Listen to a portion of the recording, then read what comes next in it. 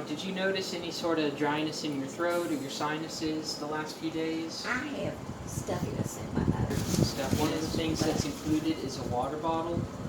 We can add water to this, and then it basically adds humidity to the oxygen just to prevent, if you have dryness.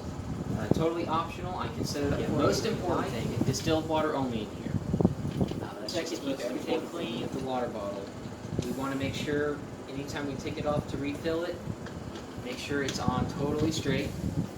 Don't want it this-threaded or anything. We'll have a leak, and then you won't be getting the oxygen you need. There is a maximum line kind of engraved on here. Okay. I think the safest bet is actually to be a little bit below the fill line. Okay.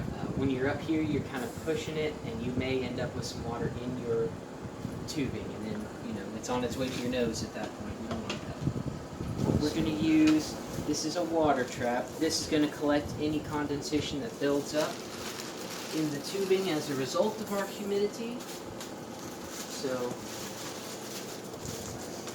this piece right here is going to connect the water bottle to the concentrator, and we're just going to screw this into the top here. Same thing here, just make sure it's on good and straight. Go. This is going to connect right here. Okay.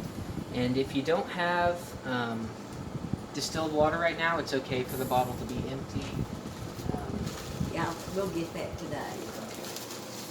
And I'm going to go ahead and attach this 25-foot tube. This will, it'll give you some room to move around. And on top of that, this is going to give the humidity time to condense in the tubing, which is what we're going to want when we put our water trap on. So, got our tube attached here. And then on the other end, I know I had brought those little connectors for you at the hospital, but with humidity, we're going to add this water trap. Now, what this is going to do is when we have water in the bottle, humidity is going to build up in here. We'll have some condensation. So this is going to catch all of that. And so you may notice after a couple of days, there's some water building up in here. We're just going to pull one end off, dump it out, and put this back on. And that'll keep all the water out of here. We're just going to attach our cannula right here. It's good to have the trap as close to the cannula as possible. That's going to give our humidity as much time to condense before it gets into the cannula. So I've got a clean cannula here. I guess I didn't have to quite do that, but this is all set up if you want it.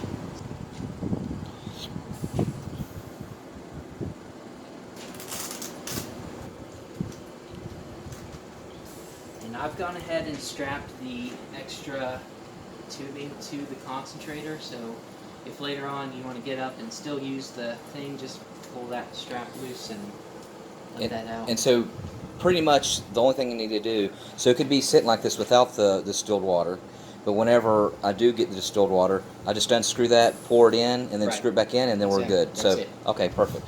So it doesn't have to have water in it. No, it doesn't. Okay. And like I said, if this ends up being more trouble than it's worth, you can always just pull this piece off and attach your green tubing directly to the concentrator. If you have the water bottle on, you won't know if you need it or not, because it'll keep you from seeing if you're getting dryness. But as a preventative, if you put it on, then you don't have to worry about it, at least. And so with it filled up, how many hours will it last? The water bottle? Yeah.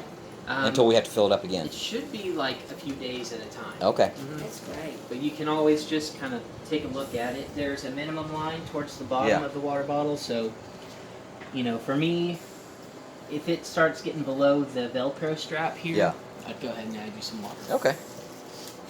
Let's see, I think there's 3 more cannulas in here.